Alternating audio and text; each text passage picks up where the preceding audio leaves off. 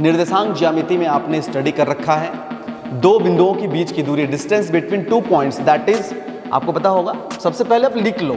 अच्छा बताओ, मूल बिंदु का निर्देशांक होता है 0 0।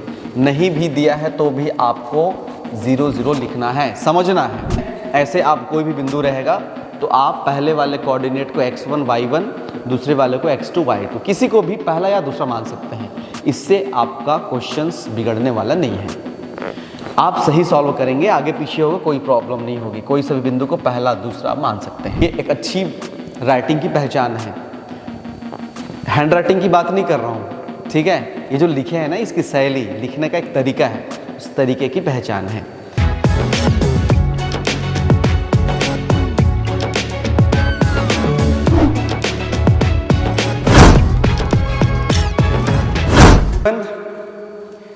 आपके एग्जाम को बेहतर बनाने के लिए टॉप 10 क्वेश्चन का सीरीज चल रही है, जिसमें से दूसरा क्वेश्चन आपके सामने पेश है। पेश है, चलिए ठीक है, पेश ही समझ लीजिए। क्वेश्चन नंबर 2, क्लास 10 का बोर्ड एग्जाम में जिसके आने के चांसेस लगभग तय हैं, आएंगे ही। रिलेटेड क्वेश्चंस तो आएंगे ही।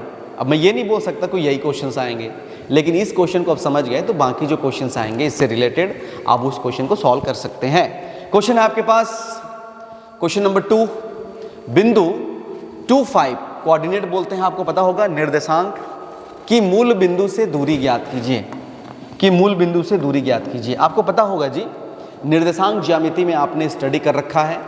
दो बिंदुओं के बीच की दूरी, distance between two points, that is आपको पता होगा। सबसे पहले आप लिख लो, इसका डायग्राम बनाओगे तो सबसे ज्यादा अच्छा बात है। दिया है एक बिंदु को मान लीजिए, माना दिया तो है, लेकिन एक बिंदु को ए मान लीजिए। ए क्या है 2 5, और दूसरा बिंदु को बी मान लिए, जो कि क्या है बताओ। दूसरा बिंदु क्या है, मूल बिंदु या ओरिजिन। अच्छा बताओ, मूल बिंदु का निर्देशांक होता है 0 0। नहीं भी दिया है तो भी आपको 0 0 लिखना है, समझना है। अब आपको पता है दो बिंदुओं के बीच की दूरी का फार्मूला पता है। दो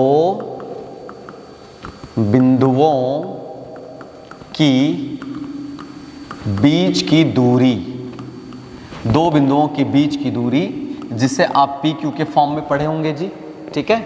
दो बिंदुओं के बीच की दूरी root over x2 minus x1 का whole square plus y2 minus y1 का होल स्क्वायर। क्या यहां तक समझ में आया आप लोग का? ये फार्मूला आप लोग पढ़े होंगे जी। चाहो तो इसको ग्राफ से भी ड्रॉ कर सकते हो ऐसे। ये दो बिंदु हैं, एक बिंदु A, एक बिंदु B है, एक बिंदु A है। ये कहाँ पे है बताओ? 0 0 पे है। और एक कहाँ पे है जी? 2 5 पे है।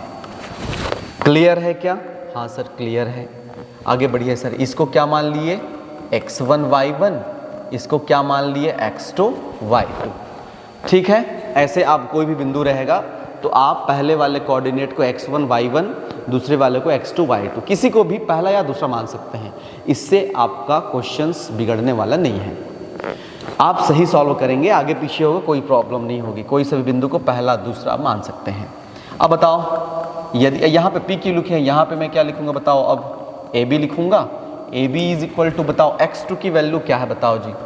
ये x2 y2, x1 y1, x2 की वैल्यू क्या है? 0 माइनस x1 की वैल्यू 2 का होल स्क्वायर प्लस y2 की वैल्यू 0, y1 की वैल्यू कितना है देखिए 5 का क्या हो जाएगा? Whole square.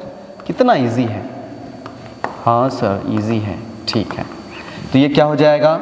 -2 का होल स्क्वायर प्लस क्या हो जाएगा? -5 का होल स्क्वायर। लिख सकते हैं। अब क्या होगा जी? अब क्या होगा? अब होगा A B is equal to -2 का स्क्वायर क्या हो जाएगा? 4, 5 का स्क्वायर कितना हो जाएगा? 25।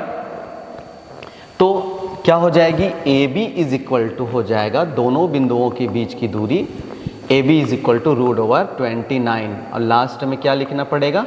इकाई या यूनिट, क्योंकि हमको पता नहीं ना कि वो सेंटीमीटर में है कि मीटर में है, ये हमको नहीं पता। तो आप लास्ट में इकाई ज़रूर डालें। ये एक अच्छी राइटिंग की पहचान है। हैंड राइटिंग की बात नहीं कर रहा हूँ, ठीक है। ये जो लिखे हैं ना, इसकी शैली, लिखने का एक तरीका है, उस तरीके की पहचान है। इस तरीके से यहाँ से एक न एक क्वेश्चंस आएंगे, दो बिंदुओं के बीच की दूरी से एक क्वेश्चंस आते ही हैं, हमेशा से आया है, इस बार भी आने की चांसेस हैं।